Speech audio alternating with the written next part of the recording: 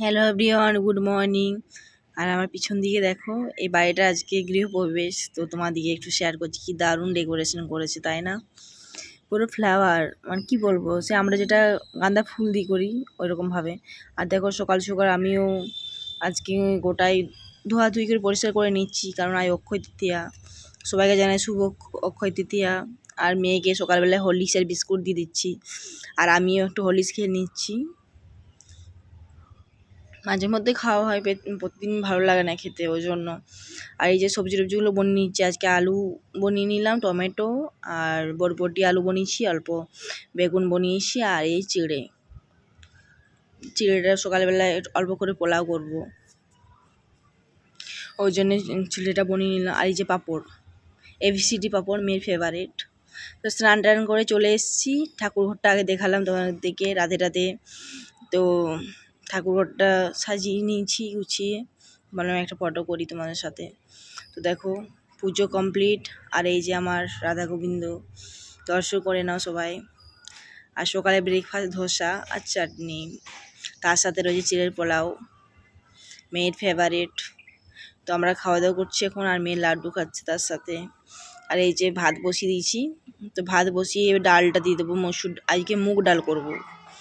এই যে এই বাড়িটাই গিয়ে গৃহপ্রবেশ, তো দেখতে পাচ্ছ এখন কত লোকজন, না প্রচুর আয়োজন করেছে, খুব সুন্দর আয়োজন এখানকার।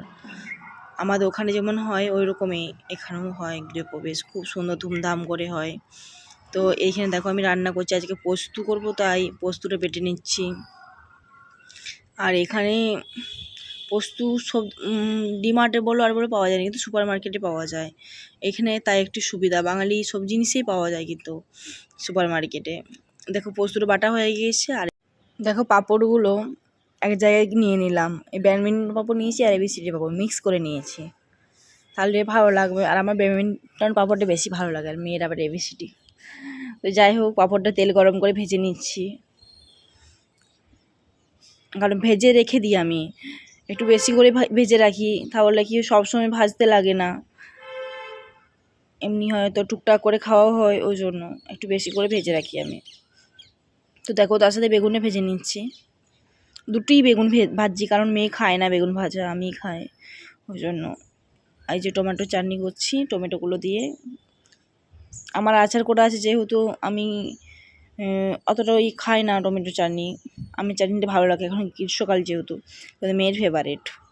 আর এই যে এখন পোস্ত বানিয়ে নিচ্ছি, তেল দিয়ে দিলাম, কাঁচা লঙ্কা দিলাম, অল্প কালো জিরে দিয়ে আলুটা ভেজে নেব। তো পোস্ত রেডি, দেখতে পাচ্ছ। পোস্ত কিন্তু সত্যি, আমরা বাঙালি, আমাদের সত্যি খুব ভালো লাগে পোস্ত খেতে। আর এই যে মুগের ডাল সেদ্ধ হচ্ছে এখন। তো আমার রান্না বান্না কমপ্লিট হয়ে গিয়েছে। আর দেখো, এখানে ভাত, ডাল, পোস্ত, চাটনি সব রেডি করে নিয়েছি। তো দেখো, এখন খাওয়া দাওয়া করে রেস্ট নিয়ে নিয়েছিলাম। আমরা এখন বিকেলবেলা মেয়েকে খাবার দিয়েছি, কেক, কলা আর পাউরুটি দিয়েছি। আর এখন আমি ভুট্টা সেদ্ধ করছি। ভুট্টাটা দেখো তোমার নিয়েও নিয়েছি, এখানে চাট মশলা দিয়েছি আর বিন নুন দিয়েছি। আর রুটি করবো এখানে, আর এখানে দেখো ঘুগনি বানাচ্ছি। তো মশলাটা কষিয়ে নিয়েছি টমেটো আর আদা দিয়ে, আর আদার সাথে জিরে দিয়েছিলাম। সত্যি কিন্তু পরোটা বা লুচি বলো, ঘুগনির সাথে সত্যি খুব ভালো লাগে। তো আমার ঘুগনি রেডি হয়ে গিয়েছে। আর এদিকে দেখো পরোটা ভাজছি, এই যে পরোটা। আমার কিন্তু সত্যি রুটির থেকেও পরোটা বেশি ভালো লাগে, পরোটা, লুচি। তো বাইরে একটু ব্যাড সাউন্ড আসছে, তোমরা অ্যাভয়েড করো। আর এখানে কিন্তু প্রতিদিন এত এরোপ্লেন যায় ধারণার বাইরে, সত্যি আমাদের খুব ভালো লাগে এরোপ্লেন, কিন্তু প্রচণ্ড পরিমাণে যায় আর সাউন্ড প্রচুর। তো তোমাদেরকে একদিন শেয়ার করবো এরোপ্লেন। তো দেখো আমার পরোটা কমপ্লিট, আর ঘুগনিও দেখো ধোয়া উঠছে, এতটা পরিমাণে গরম আছে। তো মেয়েকে খাবার দেবো, তো নিয়ে নিয়েছি পরোটার ঘুগনি। তো আমার ব্লগটা কেমন লাগলো অবশ্যই কমেন্ট করে জানিও। নেক্সট ব্লগে আবার দেখা হচ্ছে, সাথে থেকো, আর লাইক করো, কমেন্ট করো, শেয়ার করো, সাবস্ক্রাইব করো।